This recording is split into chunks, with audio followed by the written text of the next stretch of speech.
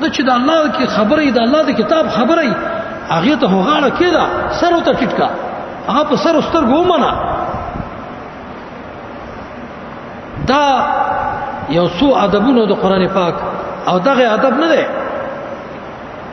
چیرې چاته قسم ورکړي الله قران واخله قسم تو ورکړه یا چاته د کومې خزي بچي پیدا شي قران کریم سره ته کیږي چیرې به پیران نه محفوظ شي پیرانو ته ناراضي او یا دروازې په سر باندې موګی ټکو هلي او دروازې په سر باندې قران پاک ایخی چیرې کسړې وځي راوځي د قران د لاندې به وځي راوځي په خوا زمانہ کې وځه سي په دې دروازه کې اوپر قران پاک ولندې وسپې پروت دنه کور کې د قران پاک زیمونه دا بیا د بیان دي ټوله او با سړی پوښونه او تډیر واچي یې رواخلی خپل کې بیا سجده وته وکي نو سجده کول هم نه دی پکار رواخلا او د زړه سره یو ځای کا خپل سینې سره یو ځای کا او بیا په دې خپل زړه کې وته ځای ورکا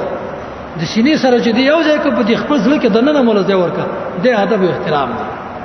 دا خو یو څو هغه ادبونه چې د نفس قران کریم سره تعلق اوس هغه ادبونه چې د هغه د فهم سره تعلق لري نو زنیاتونه مخ کې راړول بیا هم پکې راړول کېږي یو د شی بمی یو آیات به د ډیرو وجو نه څو کرت راوړي ادب د قران پاک سره وګي خودل ادب د قران پاک سره چوپ کېدل تاسو مخ کې آیات راړول د سورۃ اعراف 200 آیات صحابه کرام داغي صفت د چې قران پاک بلوستل کېده دا چې په چوپ چاپ سرنګون سرټیټی ناستو غلی چې چا کې به حرکت هم نو او کله چا په سر باندې یو چنچن راغله کې باندې ستدله د نه حرکت د وجه نه دي چنچنې ته صدا پته نه لګیدل چې زه چې ته په یو ژوندۍ انسان باندې ناستم او که په یو جماعت باندې ناستم دا پته بوته لګیدل چې د هغه سره د قران کریم ادب او احترام نو دا هغه فودل او دارنګي چپ کېدل دا یو ادب دی د قران کریم آیات په روانه نو که تاسو مخ کې راړولو هغه آیات د سورۃ اعراف د اذا قرئ القرآن فاستمعوا له وانصتوا دا ادب دی د قران پاک چې دا ادب دی او کو نه هدایت په نصیب کیږي دویم ادب تدبر سوچ او فکر په قران پاک کې تفکر سوچ او فکر وګوره سورۃ فرقان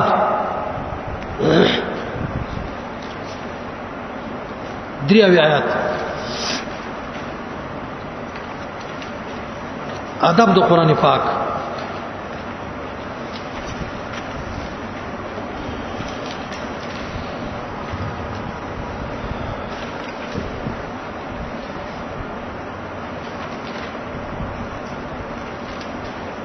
دریاوی والذین اذا ذکروا عباد الرحمن دا الله نیکان بندگان آکسان دی اذا ذکروا کلا چې دیتا پندو نصیحت ورکړي شي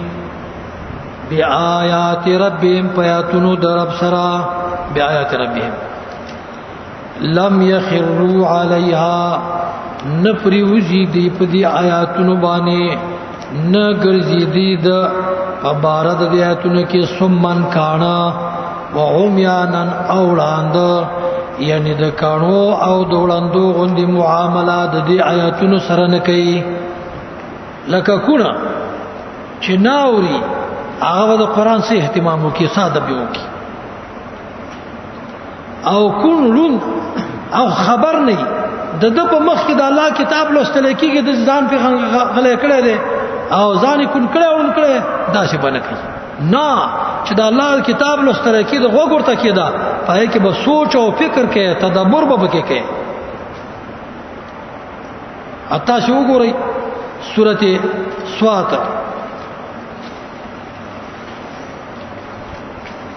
چې قران راغلی او څه د پاره دی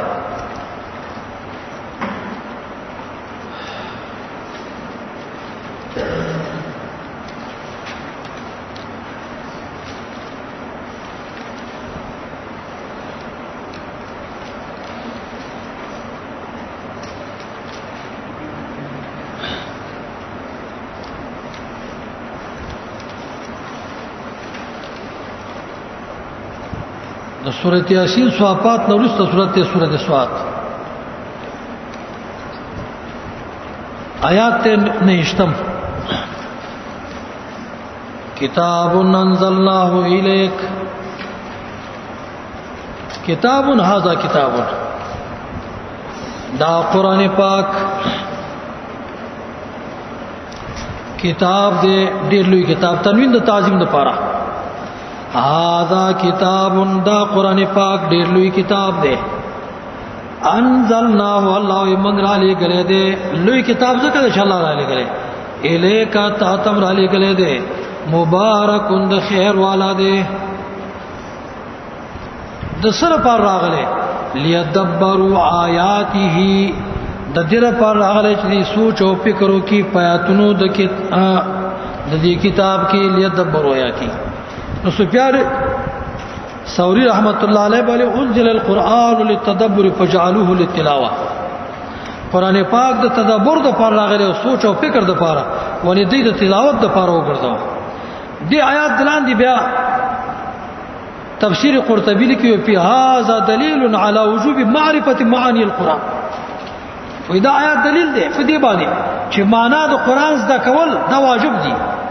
تفسیر او ترجمه د قران کریم دا واجب ده او دلیل ده په دې باندې على ان الترتيل افضل من الحظ یو قران پاک زر در لوستل دي یو قران پاک په قلاره په ترتیل سره لوستل دي ترتیل د حظ نه به تر دي او ترجمه دا ضروری ده ځکه چې ذریعہ د هدایت الګ دي چې ته ترجمه وکړي چې ترجمه دې نه کړی نو ذریعہ د هدایت په څو ګرځي او حسن بصری رحمت الله علیه وای تفسیر ابن کثیر ته نقل کړی دی هغه قسم خو وای والله ما تدبره بحفظ حروفه قسم د الله په ذات چې د قران پاک حروف یادول خپ ترتیل سره تجوید سره د قران پاک الفاظ یادول او سره دا غینه اذاعت د حدود کوي عمل په باندې نه کوي دا تدبر نه دی والله ما تدبره بحفظ حروفه وإذاعة حدوده حتى أن أحدهم ليقول تردي پوری چې وطن داسې را پیدا شي غوي ان چیرې ما قرآن پاک ویلې په ترتیل سره خو بیا وای ما يرى له القرآن في خلق ولا عمل خود د په اخلاقو کې د په عمل کې قرآن پاک نشي لیدلای دا د قرآن پاک تدبر او سوچ نه امام سیوطی رحمت الله علیه دام لیکلی که یو عجمی سړی کنه عجمی چې هغه په معنا نه پیږي خو قرآن پاک په قلار الولی په دې الفاظو کې به تدبر او سوچ کوي او چې خامخا عالمي په ترجمه پیږي نو به تدبر د قرآن پاک نه وای ادا ادب د قرآن پاک چې ته به تدبر او سوچ فکر کوي او بیا د سلف حالات چې وګوري چې هغه د قران پاک تلاوت څنګه کو نو دا سیم راغلي دي ځنې سلف مبارک چې شپه ورځ کې اته ختمونه کړی چې ودان شي اته ختمونه او دا سیم راغلي چې په شپه ورځ کې څلور کول دوه ختمه کول درې کول یو ختمه کول التام په دام په حدیث کې را دي چې د درې ورځې نه کمو کې به قران پاک نه ختموي اقلا چې درې ورځې خوې نو بیا تطبیق داسې کوي وې دا نه راغلي را شفقتن د ځان باندې زور مراولي ځان باندې زور مراولي چې په یو ورځ کې قران ختموي دوه کرته ختموي درې کرته ختموي څلور کرته داسې مکو کنه په کثرت سره عبادت دا ثبت کار نه دی دا علامه عبد الحی رحمه الله کې یو رساله ده اقامه الحج على ان الاكثار في التعبد ليس ببدعه وزياد عبادت کول دا بدعت نه ده چې ته په ورځ کې قران ختم کې 100 رکعات منځو کې 200 رکعات منځو کې د ورځې 1000 رکعات منځو کې اکثار په تعبد دا بدعت نه ده خو بهر تقدیر فزان باندې رحم پکار دي صحابي راغلو نبی علیہ السلام ته ویل چې زه تلاوت کوم یو مقدار یو خو د نبی علیہ السلام ورته لیکم کا ډیر اصرار په وکړ خو هغه صحابي بیا اخر عمر کې کاش کې چې د نبی علیہ السلام په وصیت باندې عمل کړی کاش چې د نبی علیہ السلام په وصیت باندې ما عمل کړی ځکه بیا وروسته کمزورتیا راغله او مخکې خو ځواني و ځواني کې خو ډېر لوستلی شو اخره کې خو بیا نه شو لوستلی امام ابو حنیفه رحمت الله علیه وایي چې په کال کې 2 کرته ختم کې پوره ده کال کې چې 2 کرته ختم کې دام پوره ده او په هغه باندې استدلال نسی او جبرائیل علیہ السلام چې په آخري وخت کې نبی علیہ السلام تراغه نو په رمضان کې 2 کرته قران پاک ته واورو او نور اهل علم هم دغه وایي او کني چې په میاش کې او پر ختم کې دا ډیره خده او په میاش کې د ختمېدو طریقه هم دغه ده چې په ورځ کې سپاره وای نو میاش کې یو کرته قران کریم ختم شي خو تدبر سوچ او فکر دا ادب دی د قران پاک چې په سوچ او په فکر سره به لولي به سوچ او به فکر سره به نه لولي دریم ادب واګي خودل او زله حاضر اول قران پاک ته تاسو سورته قاف آیات وسواور ان فی ذلک لذکر لمن کان له قلب خدای دل طریقې چې آداب د قران دی یو ادب استماع واګي خودل قران ته چم کېدل او دویم ادب هغه تفکر او تدبر په آیاتونو د قران پاک کې او دریم ادب واګي خودل قران پاک ته د قلب حاضر نه او څلورم ادب قران پاک په بیا ودسی سره نه راغسته چې پاکه صفا ستره نو بیا داغه نه پس قران پاک راخلا دا بیل خبره ده چې سره بیا ودسی قران نه اصل جایز دی کنه جایز دی دا هغه خلکو خپل اختلاف دي چا کړی دی علماء او خو قران په چاودس نه نو قران پاک باندې راخلی ترواله سورته واقعه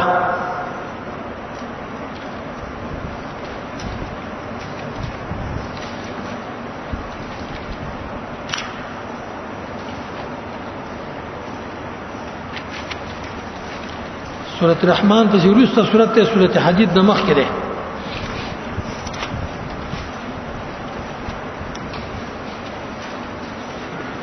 انه لقرآن کریم نه آیات ده نه آیات انه لقرآن کریم دا قرآن دے عزت من فی کتاب مکنون پاغا لوح محفوظ ساتل شوی کی لا یمسه الا المطهرون نبا مسکی قرآن پاک لرا مگر پاک خلقا وی مسحو کې هو ضمیر چا تراجی دی کلوح محفوظ تراجی شي د مطهرون ملائکه مراد دي نه رسیږي لوح محفوظ ته مگر ملائکان او که هو ضمیر قران پاک تراجی شي لا مسحو نه مسکی قران پاک بل راخلی مگر پاک خلق یو معنا دا د آیات راشي البته تفصیل په معنی کې کوم چې سوره معناګانی دی خو بیا وداسه سره ابا قران پاک نه راخلی ادب د قران پاک دار چې او د شوی په وداسه کې راوخت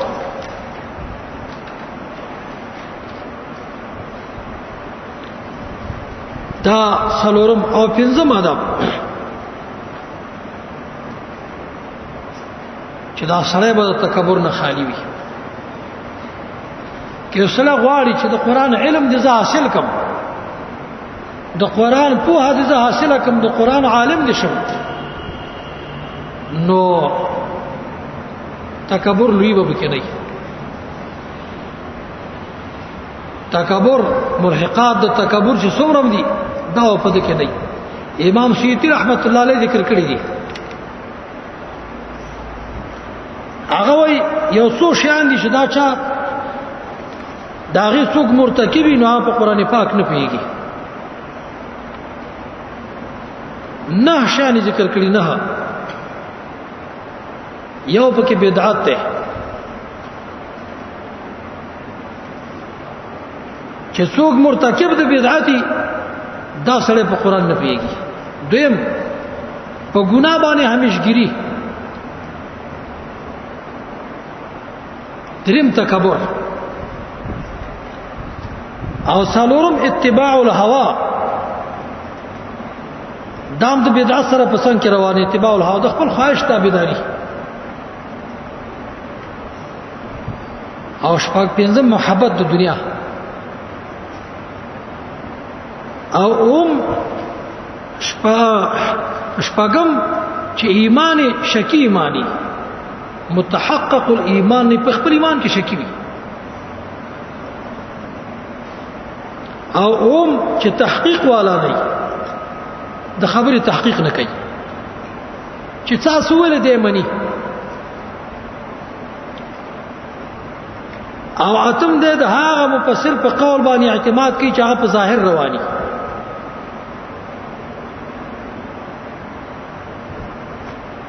او نه هم چې د خپل عقل پکې چلای عقل چلای نو دا سره وي په قران پاک نه پیږي بهر تقدیر تکبر لوی دی بچی څوک چې متکبري د قران نشي د قران علم د نشي اصله تاسو وګورئ سوره اعراف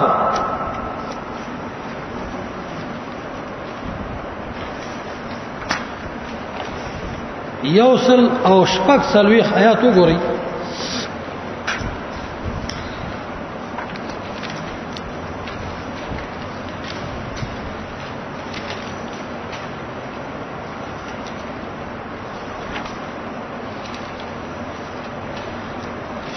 سأصرف عن آياتي الذين يتكبرون في الأرض بغير الحق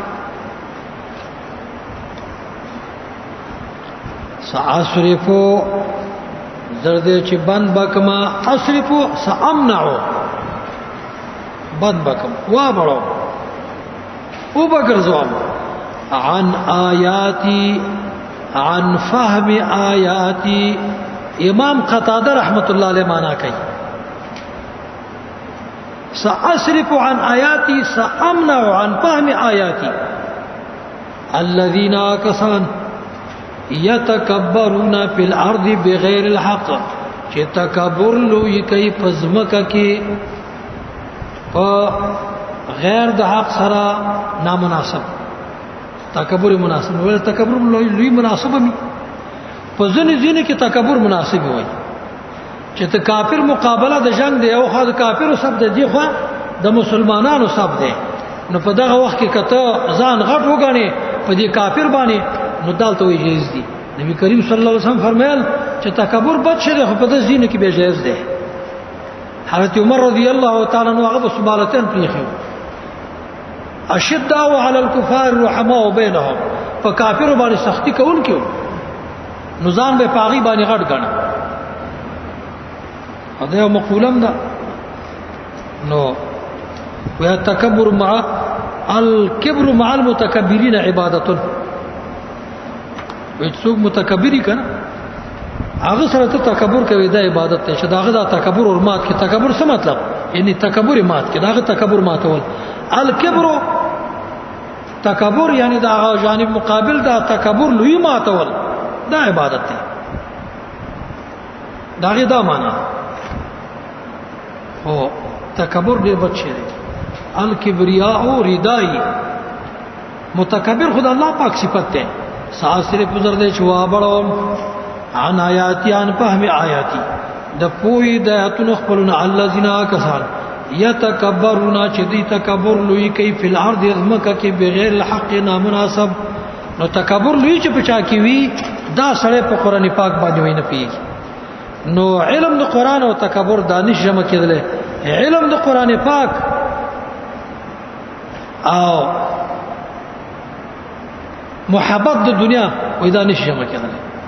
محبت د دنیا چې د سړي په ځل کې محبت د دنیا چې دنیا مې راځم کړي او علم د قران دې حاصل کی دا ډول نشي قران خو چې دا سره آخرت ته جوړي او ستا په ځل کې د دنیا محبت ته نو ډول به سره راځم شي دا څو سيزونه چې دا مزر د فهم د قران پاک د پر امام شیطی رحمت الله علیه ذکر کړیو موږ آداب ذکر کول د قران پاک نو دا څو آداب او هغه مخکې آداب د نفس قران کریم سره متعلق او دا قران آداب چې دا د فهم د قران کریم سره دا مشنمونه خروالي او څو آداب د قران کریم سره نورم شته دي ډیر دي نو دوه خبرې نن موږ وکړې یو وجوه د عظمت د قران کریم وجود عظمت د قران کریم چې قران کریم ډیر لوی کتاب دی او دویم آداب د قران کریم چې د قران کریم سره کوم آداب پکار دي دا دوه خبرې وشلې او په دې باندې اکتفا او پرواله دې بیا به خیروي واخر دعوانا الحمد